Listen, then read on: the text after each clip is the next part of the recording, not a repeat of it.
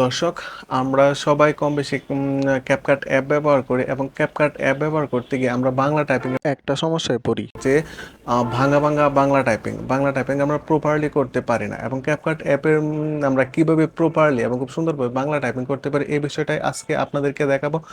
চলেন মোবাইল স্ক্রিনে চলে যাওয়া যাক। CapCut এর মাধ্যমে কিভাবে বাংলা টাইপ করতে হয়। বাংলায় টাইপ করার ক্ষেত্রে আমরা কম-বেশি সবাই CapCut-এ টাইপ করার ক্ষেত্রে এরকম ভাঙা বিড়ম্বনায় পড়েছি। এর মূল কারণ হচ্ছে CapCut বাংলা ফন্ট সাপোর্ট করে না।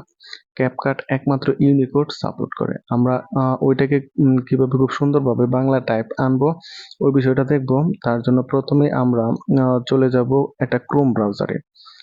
Chrome ব্রাউজারে গিয়ে আমরা লিপিঘর এই যে দেখতে পাচ্ছেন লিপিঘর ওইটা আমরা লিখে সার্চ দিব। সার্চ দেওয়ার পর এই যে দেখতে পাচ্ছেন লিপিঘরের একটা ওয়েবসাইট চলে আসছে। আমরা ওই লিপিঘরের ওয়েবসাইটে আমরা ক্লিক করব। ক্লিক করার পর একটু সময় নিচ্ছে। এরকম একটা ইন্টারফেস আসবে। তারপরে আমরা একটু নিচে স্ক্রল করব। নিচে স্ক্রল করে এই যে দেখতে পাচ্ছেন ফ্রি ফ্রন্ট, আমরা ফ্রি ফ্রন্টে ক্লিক করব।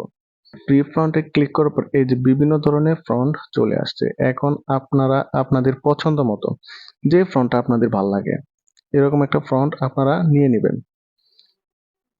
অনেকগুলা ফ্রন্ট আছে, হাজার ধরনের ফ্রন্ট আছে। ধরেন আমি যেকোনো একটা নিয়ে নিলাম, এই ফ্রন্টটাই ধরেন আমি নিলাম। তারপর একটু নিচে স্ক্রল করে যাওয়ার পরে এই যে ডাউনলোড নামক একটা অপশন আছে, ওইটাতে আমরা ক্লিক করব। তারপর এই যে টিক মার্ক আছে, টিক মার্কে ক্লিক করে আমরা ডাউনলোডে ক্লিক করব। ডাউনলোডে ক্লিক করলে এই যে আমরা ফ্রন্টটা ডাউনলোড হয়ে গেছে। তারপর আমরা চলে যাব কই? তারপর আমরা চলে যাব আমাদের মোবাইলের ফাইল ম্যানেজারে।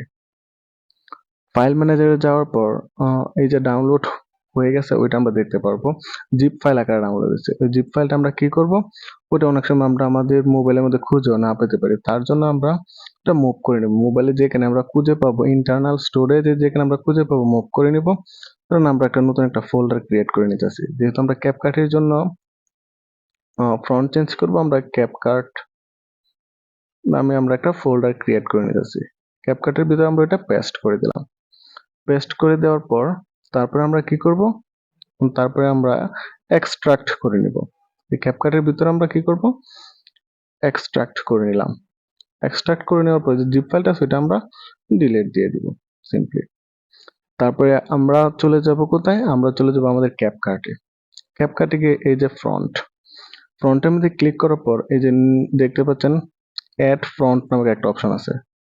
অ্যাড ফ্রন্ট, আমরা এই অ্যাড ফ্রন্টে ক্লিক করব। অ্যাড ফ্রন্টে ক্লিক করার পর এই যে একটা প্লাস আইকন দেখতে পাচ্ছেন, আমরা প্লাস আইকনে ক্লিক করব। প্লাস আইকনে ক্লিক করার পর আপলোড ফাইলে ক্লিক করব। আপলোড ফাইলে ক্লিক করার পর আমরা যে জায়গাতে রাখছিলাম আমরা ওই জায়গাতে চলে যাব। যেমন আমরা ক্যাপকার্টে রাখছিলাম, ক্যাপকার্টে যাওয়ার পর এই যে আমরা ফাইলটা পেয়ে গেলাম। তারপরে ANSI-B1 অথবা ANSI-B2 দুইটা থেকে যে কোনো একটাতে ক্লিক করব। আমরা একে ক্লিক করলাম, এক নম্বরে প্রথমটাতে ক্লিক করলাম। ক্লিক করার পর দেখেন আমরা ফন্ট অ্যাড হয়ে গেছে। অ্যাড হওয়ার পরে কিন্তু আমাদের লেখাগুলো ঠিক হয় না। প্রথমে আপনাদেরকে বলে নিছি আমাদের ক্যাপকার্টে কিন্তু বাংলা ফন্ট সাপোর্ট করে না, ইউনিকোড সাপোর্ট করে। তার জন্য আমাদের একটা অ্যাপ ডাউনলোড দিয়ে নেব। এখন আমরা চলে যাব আমাদের প্লে স্টোরে।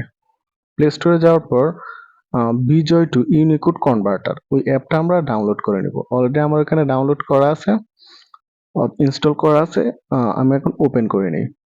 ওপেন করে নেওয়ার পর ওইখানে আমরা বাংলা যেটা লিখতে চাই ওইটা আমরা এখানে টাইপ করব। তো আমি একটা টাইপ করে নিলাম। তারপর উপরে দেখেন বিজয় বক্সের মধ্যে একটা কোড আসছে, আমরা কোডটাকে অনুলিপি করে নিব। অনুলিপি করে আমরা আবার ক্যাপকাটে চলে যাব। ক্যাপকাটে গিয়ে আমরা এখানে এই কোডটা দিয়ে দিব। কোডটা দিয়ে দেওয়ার পর দেখেন কোন রকম ভাঙাচোরা ছাড়া খুব সহজে বাংলা টাইপ হয়ে গেছে। আপনারা এভাবেই ক্যাপকাটের মাধ্যমে বাংলা টাইপ করতে হবে, এছাড়া আর অন্য কোনো ওয়ে নাই। কারণ হচ্ছে ক্যাপকাটের মধ্যে বাংলা ফন্ট সাপোর্ট করে না, একমাত্র ইউনিকোড সাপোর্ট করে। এভাবেই পানির মতো সহজভাবেই বাংলা ক্যাপকাটে টাইপ করতে পারবেন। ভিডিওটি যদি ভালো লাগে আমাদের সাথেই থাকেন। ধন্যবাদ সবাইকে।